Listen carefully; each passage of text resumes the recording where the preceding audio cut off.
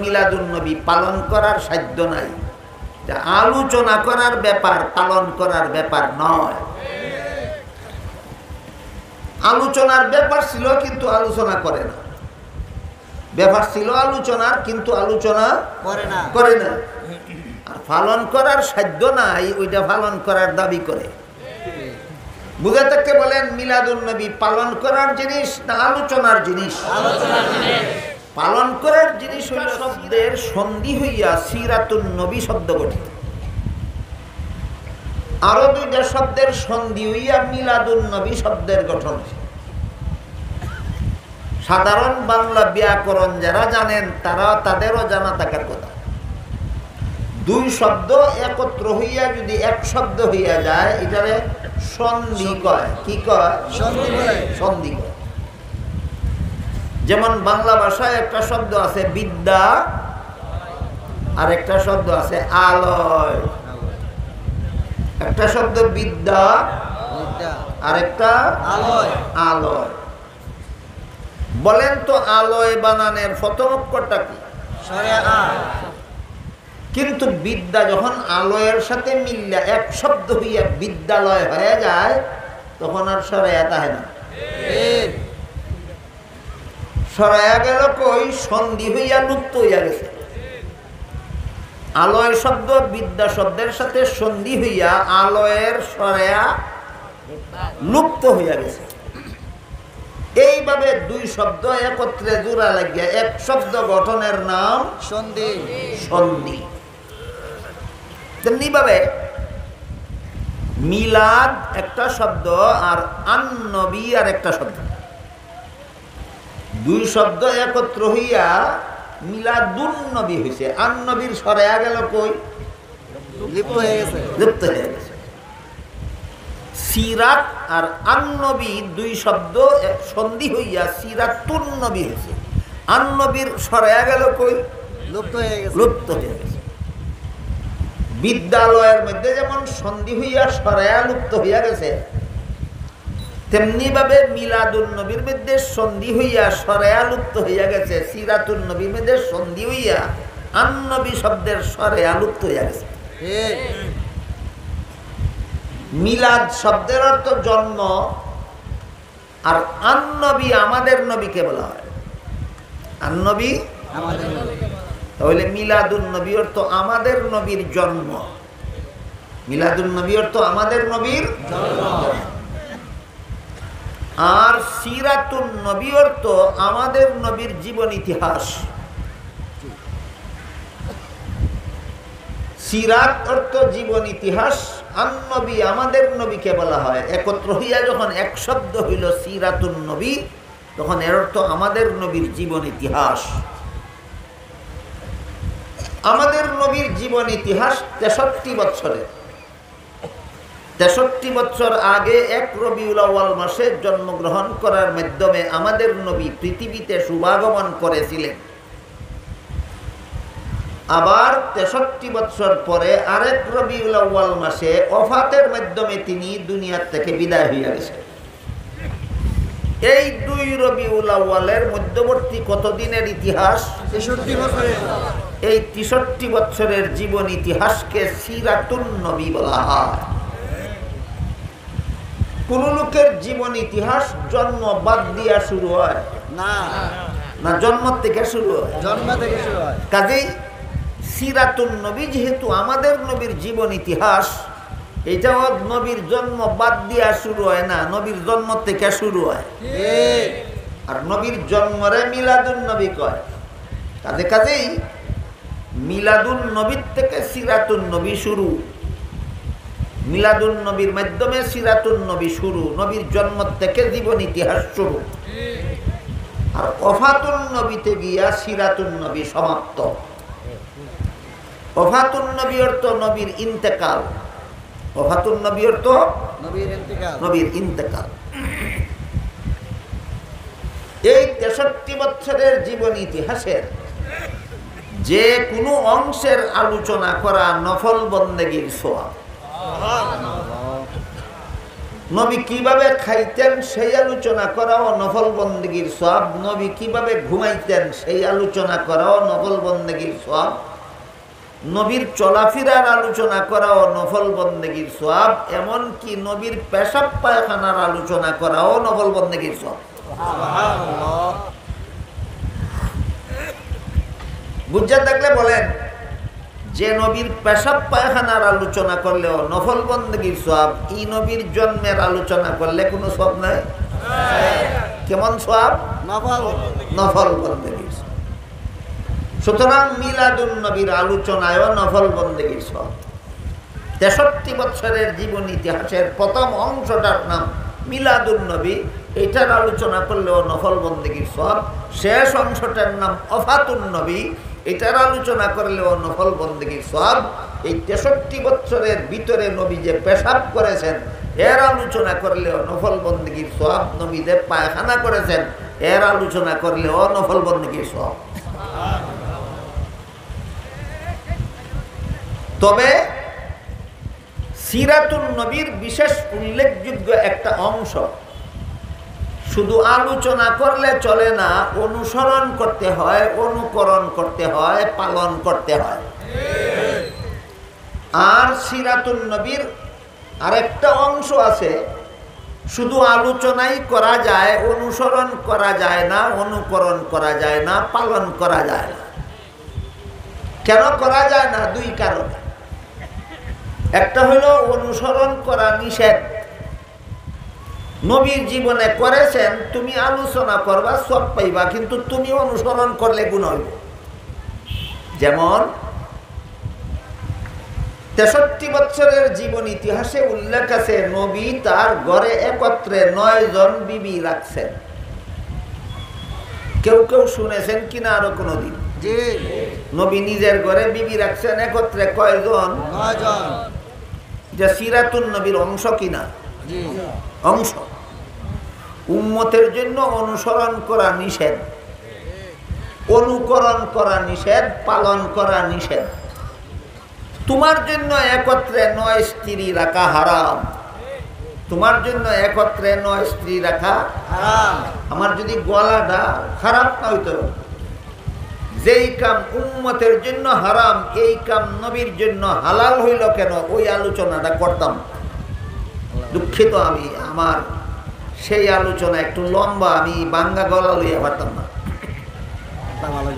আপনারা শুধু এতটুকু মনে রাখেন যে 63 বছরের জীবন ইতিহাসের একটা অংশ হইল নবীর ঘরে 9 বিবি রাখছেন। এটাও সিরাতুন নবীর একটা অংশ, কিন্তু অনুসরণ করা উম্মতের জন্য নিষিদ্ধ, অনুকরণ করা উম্মতের জন্য নিষিদ্ধ, পালন করা উম্মতের জন্য নিষিদ্ধ। বলেন, সিরাতুন নবীতে এমন অংশ আছে কিনা যা অনুসরণ করা উম্মতের জন্য নিষিদ্ধ? কেউ যদি ইচ্ছা করে 9টা বিয়া করতে পারবে, কিন্তু নিষেধ। কেউ ইচ্ছা করলে 9টা বিয়া করতে পারতো না? পারবো, কিন্তু নিষেধ। তাহলে সিরাতুন নবীর এই অংশ শুধু আলোচনা করা যায়, পালন করা যায় না। পালন করা যায় না কেন? নিষিদ্ধ হওয়ার কারণ। পালন করা যায় না কেন? নিষিদ্ধ। আর কিছু অংশ আছে সিরাতুন নবীর যেইগুলি পালন করা যায় না অসাধ্য হওয়ার কারণ। পয়লাটা পালন করা যায় না কোন কারণে? নিষিদ্ধ। আর দ্বিতীয়টা পালন করা যায় না কোন কারণে? অসাধ্য। অসাধ্য, তোমার সাধ্য নাই পালন করার। সিরাতুন নবীর যত অংশ পালন করা উম্মতের অসাধ্য, এর মধ্যে একটার নাম মিলাদুন নবী। একটার নাম মিলাদুন নবী। মিলাদুন নবী অর্থ না কি কইছিলাম?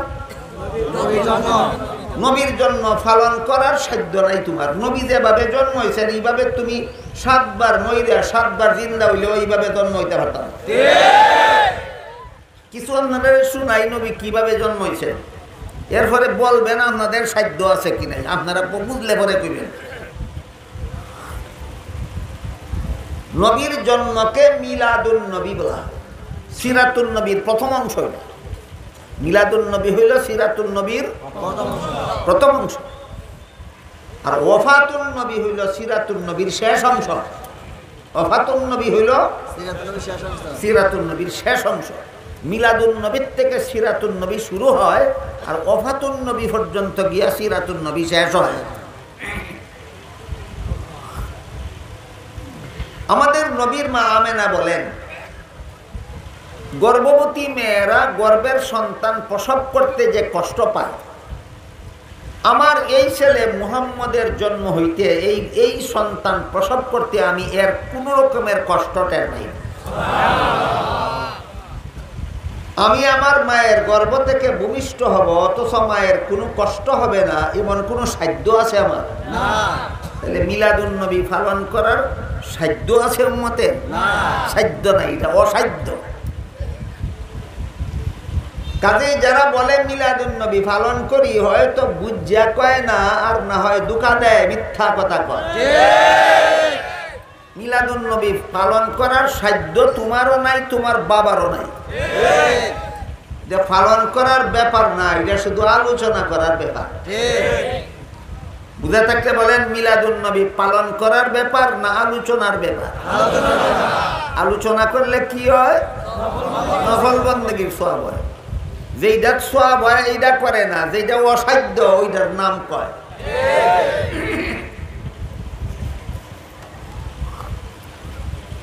মুহাম্মাদুর রাসূলুল্লাহ সাল্লাল্লাহু আলাইহি ওয়াসাল্লাম মায়ের গর্ভ থেকে খতনা করা অবস্থায় ভূমিষ্ঠ হয়েছেন। খতনা বুঝেন? আপনাদের সাধ্য আছে খতনা করা অবস্থায় ভূমিষ্ঠ হওয়ার? তাহলে মিলাদুন নবী পালন করা যায় না আলোচনা করা যায়? আলোচনা করা যায়। যদি কেউ পালন করি কয়, হয়তো না জানি না কয়, আর না হয় মিথ্যা কয়। দুইটার একটা। হয়তো হে জানে না যে মিলাদুন নবী পালন করার জিনিস না, আলোচনার জিনিস।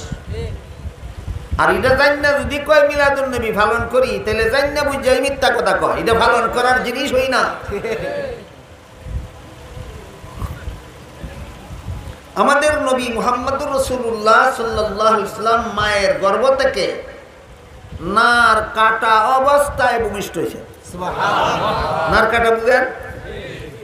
যারা বুঝেন তো বুঝেনি, যারা বুঝে না এরা বুঝাইতে গেলে আবার কথা লম্বা হয়ে যায়। সন্তান যখন মায়ের গর্ভে থাকে, মুখ দিয়া খানা খাওয়ার সুযোগ নাই। আল্লাহ পাক রব্বুল আলামিন একটা নল সন্তানের গর্ভের সন্তানের নাভির সাথে ফিট করিয়া, মায়ের ফেটের সাথে ফিট করিয়া দেয়া রাখছে।